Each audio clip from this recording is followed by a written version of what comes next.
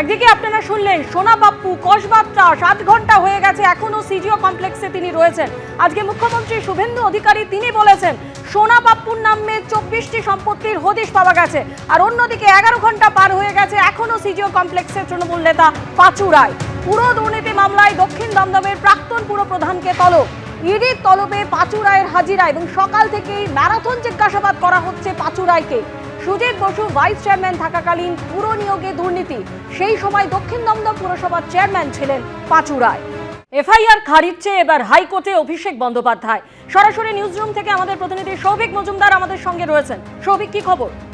দেখো, তৃণমূল সাংসদ অভিষেক বন্দ্যোপাধ্যায় তিনি কলকাতা হাইকোর্টে এফআইআর খারিজের আবেদন নিয়ে এসছেন। মূলত যখন ভোটের প্রচার চলছিল, অর্থাৎ নির্বাচনের প্রচার চলছিল, সেই সময় তার একাধিক বক্তব্যের মাধ্যমে তিনি হিংসা ছড়িয়েছেন। এই মর্মে গত 15ই মে বিধাননগর থানায় একটি এফআইআর দায়ের হয় এবং সেই এফআইআরের ভিত্তিতেই তিনি কিন্তু কলকাতা হাইকোর্টে এসছেন এবং আজকেই তিনি মাননীয় বিচারপতি সৌগত ভট্টাচার্যের দৃষ্টি আকর্ষণ করেন। মাননীয় বিচারপতি সৌগত ভট্টাচার্য এই মামলা দায়ের করার অনুমতি দিয়েছিলেন এবং সেই মর্মেই কিন্তু এই মামলা দায়েরের যে প্রক্রিয়া ছিল সেটা সম্পন্ন হয়েছে এবং আগামী 21শে মে এই মামলার বিচার প্রক্রিয়া কলকাতা হাইকোর্টে শুরু হতে পারে।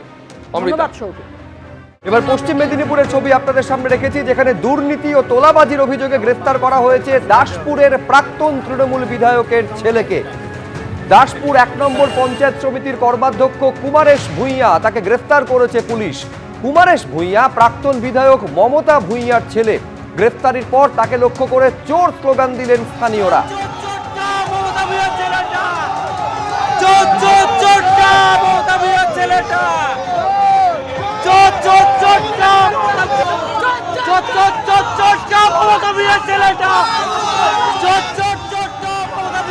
চারটে দিন পেরিয়ে গিয়েছে, এখনো পর্যন্ত অধরা বিষ্ণুপুরের তৃণমূল বিধায়ক দিলীপ মণ্ডল। আর এবার বিধায়কের ছেলে অর্ঘ্য মণ্ডলকে গ্রেফতার করলো পুলিশ।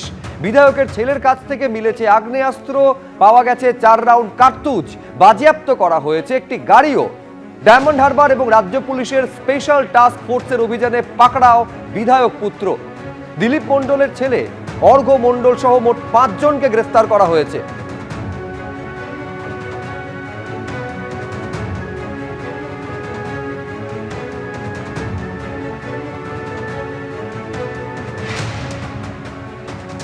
এটা হচ্ছে সেই সিসিটিভি ফুটেজ আপনারা দেখতে পাচ্ছেন, যেখানে পুলিশ এসে পৌঁছানোর আগে একেবারে লুকিয়ে লুকিয়ে পালাচ্ছেন বিধায়ক দিলীপ মণ্ডল।